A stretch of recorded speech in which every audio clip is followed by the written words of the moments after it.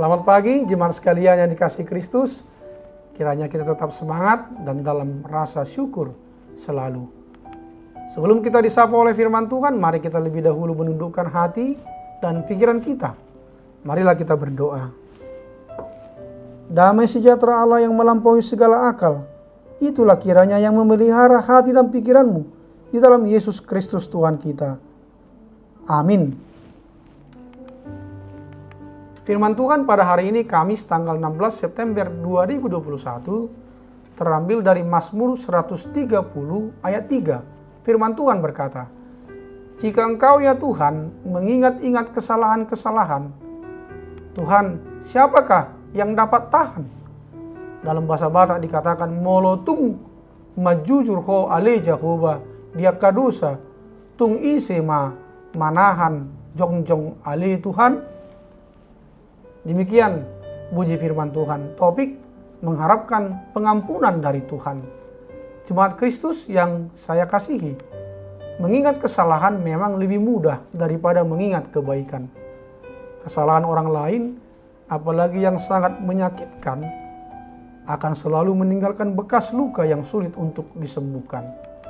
Sekiranya Tuhan melakukan hal yang sama, mengingat-ingat kesalahan umatnya, siapa yang dapat tahan? Ungkapan pemazmur ini lahir dari kesadaran pemazmur akan kasih setia Tuhan yang begitu besar bagi umatnya, yang meskipun berlumur dosa, tetapi diampuninya. Tuhan tidak mengingat dosa umatnya, meskipun berulang kali mereka meninggalkannya, berkali-kali melawan perintahnya, berkali-kali pula mengaku dosa dan meminta ampun kepadanya, tetapi mereka mengulanginya kembali. Jika Tuhan mengingat-ingat kesalahan umatnya, siapa yang dapat tahan? Syukurlah, Tuhan bukan pendendam yang mengampuni umatnya yang bertobat, sebab Ia mengasihi mereka. Jemaat Tuhan yang terkasih, jadi ampunan dan belas kasih Allah menjadi prasyarat bagi manusia untuk hidup di dunia ini. Menurut ayat ini, orang hidup dari belas kasih dan ampunan Allah. Ide ampunan di sini diungkapkan dengan ungkapan melupakan.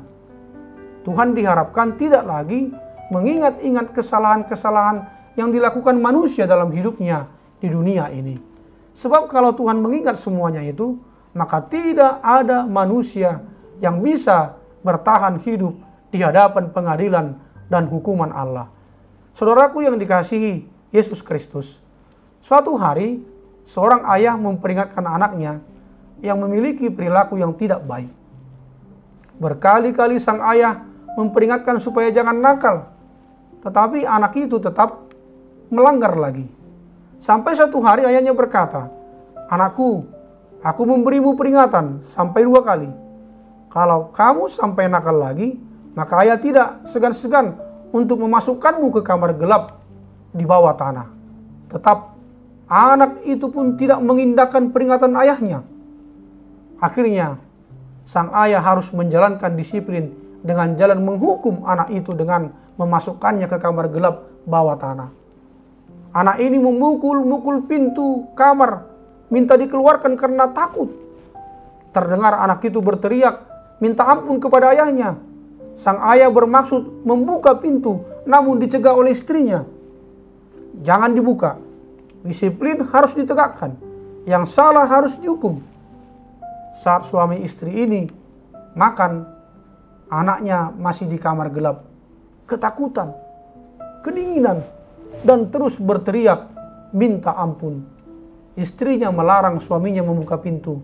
Lalu ayah itu berkata, "Baik, saya tidak akan melepaskan dia, tetapi saya mengasihi dia dan saya mau menemani dia." Kemudian sang ayah turun ke bawah tanah, membuka pintu kamar itu. Anak itu menangis dan memeluk ayahnya. Ayahnya membawa sedikit roti dan air. Mereka duduk di tempat yang gelap, makan dan minum berdua, hingga anak itu tertidur dalam pelukan ayahnya. Bukankah anak ini adalah gambaran dari hidup kita? Berkali-kali Tuhan memperingatkan agar kita tidak lagi melanggar firman-Nya. Tetapi berkali-kali pula kita tidak mengindahkannya. Kita pun harus menerima hukuman. kita berada di dalam kamar gelap dalam dosa-dosa kita. Di sana kita tidak mampu melepaskan diri, hidup dalam ketakutan dan bayang-bayang maut ada di depan kita. Di saat seperti itu, apakah Allah tinggal diam? Tidak. Karena kasih-Nya kepada kita, maka Ia turun ke dunia, menghampiri kita, menemani kita, dan bahkan rela menyerahkan nyawanya sendiri untuk melepaskan kita dari maut. Sedemikian hebatnya kasih yang telah ditujukan Allah bagi kita. Tidak pernah muncul dalam pikiran Allah untuk membiarkan kita hidup dalam ketakutan. Dengan kasih Ia menemani, memeluk, dan menyayangi kita hingga kita benar-benar hidup dalam kehendak-Nya. Adakah kita ingat dan bersyukur hari ini betapa besar kasih yang telah Allah tunjukkan bagi kita? Amin. Marilah kita berdoa.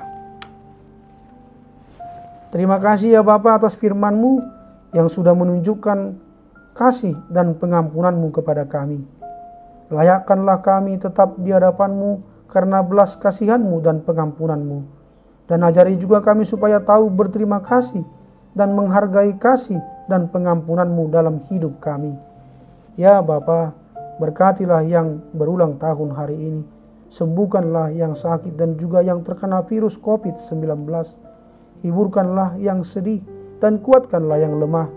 Berikanlah apa yang menjadi kerinduan di hati kami setiap pribadi dan keluarga. Hanya di dalam nama Tuhan Yesus Kristus kami telah berdoa. Amin.